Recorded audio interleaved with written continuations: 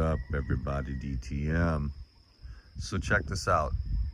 These are the planter boxes that I built, and I know that I learned a lot already, so thanks everyone for your feedback.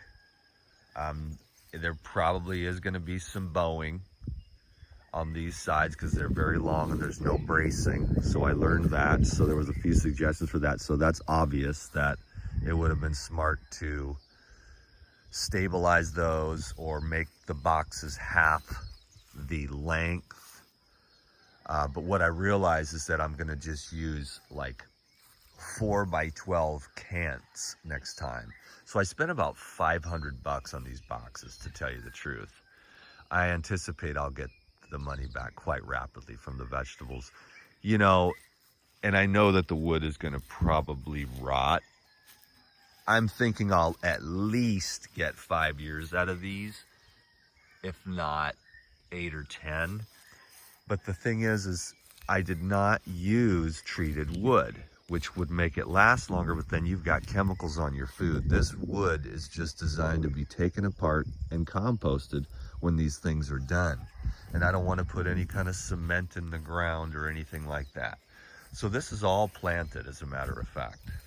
I've got some sunflowers and all kinds of herbs and carrots and beets and lettuce, cilantro, dill. So there's going to be a lot of vegetables and stuff here. The reason why I didn't go straight into the ground, look at all this land.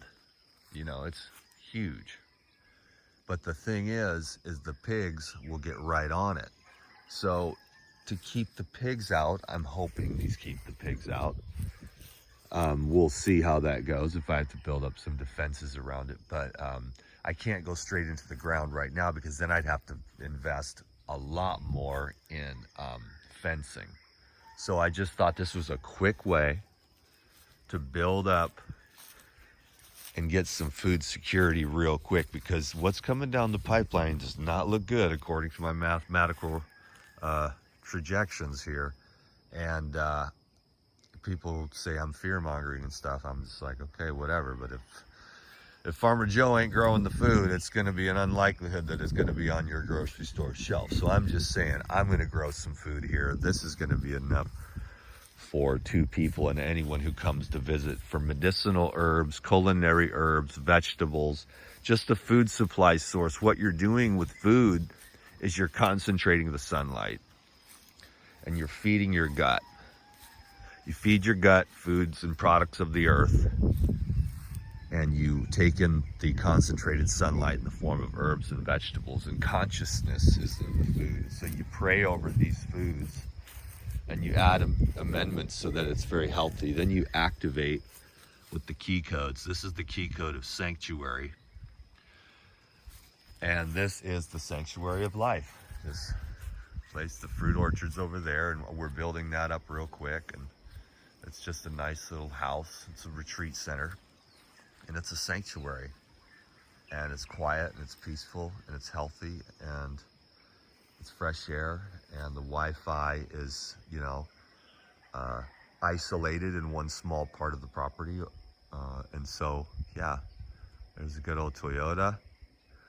Got some more fruit trees going in. I'm gonna bust out a bunch of more fruit trees here and just go on down the line and just hook it up.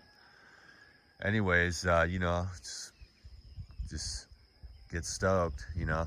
I definitely could have done better on these boxes, but learned a lot. You know, it's like, get in there, make decisions, make mistakes, and learn. And the next time I go, I'm gonna build these boxes with much thicker wood. I'll be using 4 inchers, maybe even 6, and just build chronic, super indestructible 20-year planter boxes with the same design, but just thicker wood, so there's no bowing and that it doesn't disintegrate as fast. But I'm trying to keep it natural. I don't like chemicals and treated crap and concrete and plastic.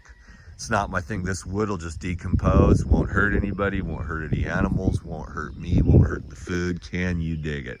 God bless you. Take care now. DTM.